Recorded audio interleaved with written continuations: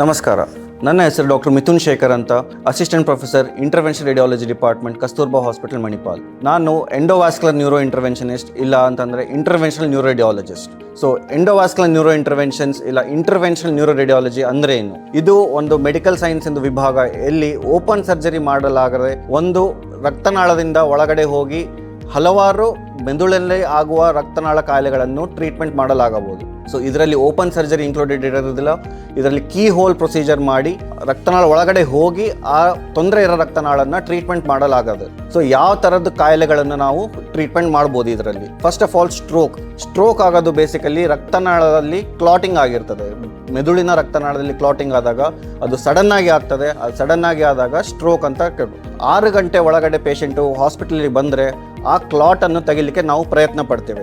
Open surgery ಮೂಲಕ ಅಲ್ಲ, ಕಾಲಲ್ಲಿ ಒಂದು ಸಣ್ಣ ಸೂಜಿ ಹಾಕಿ ಇಲ್ಲ ಕೈಯಲ್ಲಿ ಒಂದು ಸಣ್ಣ ಸೂಜಿ ಹಾಕಿ ಆ ಕ್ಲಾಟನ್ನು ತೆಗೆದ್ರೆ ಮತ್ತೆ ರಕ್ತ ಸಂಚಾರ ಮತ್ತೆ ಮುಂದುವರಿತದೆ.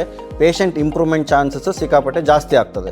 ಸೊ ಇದಕ್ಕೆ ನಾವು ಮೆಕ್ಯಾನಿಕಲ್ ಥ್ರೋಂಬೆಕ್ಟಮಿ ಅಂತ ಹೇಳ್ತೇವೆ, ಇಲ್ಲ ಸ್ಟ್ರೋಕ್ ಥ್ರೋಂಬೆಕ್ಟಮಿ ಅಂತ ಹೇಳ್ತೇವೆ. ಸೊ ಇದನ್ನು ಎಷ್ಟು ಬೇಗ ಮಾಡ್ತೇವೆ ಅಷ್ಟು ಒಳ್ಳೆಯದು, ಅಷ್ಟು ಇಂಪ್ರೂವ್ಮೆಂಟ್ ಚಾನ್ಸಸ್ ಇರ್ತದೆ. ಇದಲ್ಲದೆ ಪೇಷಂಟ್ಗೆ ಕೆಲವೊಂದ್ಸಲ ಕುತ್ತಿಗೆಯಲ್ಲಿ ಇಲ್ಲ ಮೆದುಳಿನ ರಕ್ತನಾಳದಲ್ಲಿ ರಕ್ತನಾಳ ಸಣ್ಣ ಆಗಿರ್ತದೆ. ಇದಕ್ಕೆ ನಾವು ಸ್ಟೀನೋಸಿಸ್ ಅಂತ ಹೇಳ್ತೇವೆ. ಇದು ಯೂಶುವಲಿ ಕಂಡು ಬರೋದು ವಯಸ್ಸಾದವರಿಗೆ, ಇಲ್ಲ ಬಹಳ ವರ್ಷಗಳಿಂದ ಸಕ್ಕರೆ ಕಾಯಿಲೆ ಇರ್ತದೆ, ಇಲ್ಲ BP ಇರ್ತದೆ. ಆಗಾಗ ರಕ್ತನಾಳಗಳು ಡ್ಯಾಮೇಜ್ ಆದಾಗ ರಕ್ತನಾಳ ಸಣ್ಣ ಆಗಿರ್ತದೆ.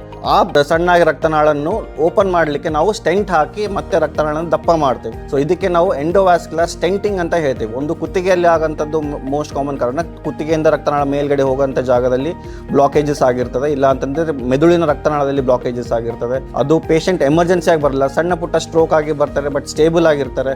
ಇದಕ್ಕೆ ನಾವು ಇಂಟ್ರಾಕ್ರೇನಿಯಲ್ ಅಥೆರೋಸ್ಕ್ಲೆರೋಟಿಕ್ ಡಿಸೀಸ್ ಅಂತ ಹೇಳ್ತೀವಿ. ಇದಕ್ಕೆ ನಾವು ಎಲೆಕ್ಟಿವ್ ಆಗಿ ಸ್ಟೆಂಟಿಂಗ್ ಮಾಡ್ಬೋದು. ಒಂದ್ಸಲ ಸ್ಟೆಂಟಿಂಗ್ ಮಾಡಿದ್ರೆ ಮತ್ತೆ ರಕ್ತ ಸಂಚಾರ ನಾರ್ಮಲ್ ಆಗ್ತದೆ. ಆ ರಿಪೀಟೆಡ್ ಸ್ಟ್ರೋಕ್ಸ್ ಆಗ್ತಾ ಇರೋದು ಇಲ್ಲ ಮೈನರ್ ಸ್ಟ್ರೋಕ್ಸ್ ಆಗ್ತಾ ಇರೋದನ್ನ ತಪ್ಪಿಸ್ಬೋದು. ಇದು ಎಂಡೋವಾಸ್ಕ್ಯುಲರ್ ಸ್ಟೆಂಟಿಂಗ್ ಅಂತ. ಸೊ ಇದು ಸ್ಟೆಂಟಿಂಗು ಆಮೇಲೆ ಕ್ಲಾಟ್ ರಿಟ್ರೀವಲ್ ಅಲ್ಲದೆ ಕೆಲವೊಂದ್ಸಲ ಮೆದುಳಿನಲ್ಲಿ ರಕ್ತನಾಳದ್ದು ಗುಚ್ಚಲೆ ಆಗಿರ್ತದೆ. ಅಂದರೆ ಇದಕ್ಕೆ AVM ಆರ್ಟೆರಿಯೋವೀನಸ್ ಮಾಲ್ಫಾರ್ಮೇಷನ್ ಅಂತ ಹೇಳ್ತೀವಿ. ಆರ್ಟೆರಿಯೋವೀನಸ್ ಮಾಲ್ಫಾರ್ಮೇಷನ್ ಅಂದರೆ ಒಂದು ಆರ್ಟ್ರಿ ಒಂದು ವೇನ್ ಮಧ್ಯ ಅಬ್ನಾರ್ಮಲ್ ಕನೆಕ್ಷನ್ ಇರ್ತದೆ. ಸೊ ಈ ಕನೆಕ್ಷನ್ ಕೂಡ ನಾವು ಒಳಗಡೆಯಿಂದ ಹೋಗಿ ಈ ಕನೆಕ್ಷನ್ನ ಬ್ಲಾಕ್ ಮಾಡೋ ವಿಧಾನ ಕೂಡ ಎಂಡೋವಾಸ್ಕ್ಯುಲರ್ ನ್ಯೂರೋ ಇಂಟರ್ವೆನ್ಷನ್ಸ್ ಇಂದ ಮಾಡಬಹುದು. ಇದರಿಂದ ಏನಾಗ್ತದೆ ಅಂದರೆ ಓಪನ್ ಸರ್ಜರಿನ ಅವಾಯ್ಡ್ ಮಾಡಿ ಇದನ್ನ ಅನಸಿಷಾ ಕೊಟ್ಟು ಕಂಪ್ಲೀಟ್ ಆಗಿ ಬ್ಲಾಕ್ ಮಾಡಿ ಬಂದರೆ ಮತ್ತೆ ಇದರಿಂದ ಬ್ಲೀಡಿಂಗ್ ಆಗೋದಾಗ್ಲಿ ಇಲ್ಲ ಫಿಟ್ಸ್ ಬರೋದಾಗ್ಲಿ ತಪ್ಪಿಸ್ಬೋದು. ಸೊ ಈ ಹಲವಾರು ಮೆದುಳಿನಲ್ಲಿ ರಕ್ತನಾಳಗಳ ತೊಂದರೆಗಳನ್ನು ಓಪನ್ ಸರ್ಜರಿ ಅಲ್ಲದೆ ಕೀ ಹೋಲ್ ಸರ್ಜರಿ ಮೂಲಕ ಟ್ರೀಟ್ಮೆಂಟ್ ಮಾಡಲಾಗಬಹುದು. ಧನ್ಯವಾದಗಳು.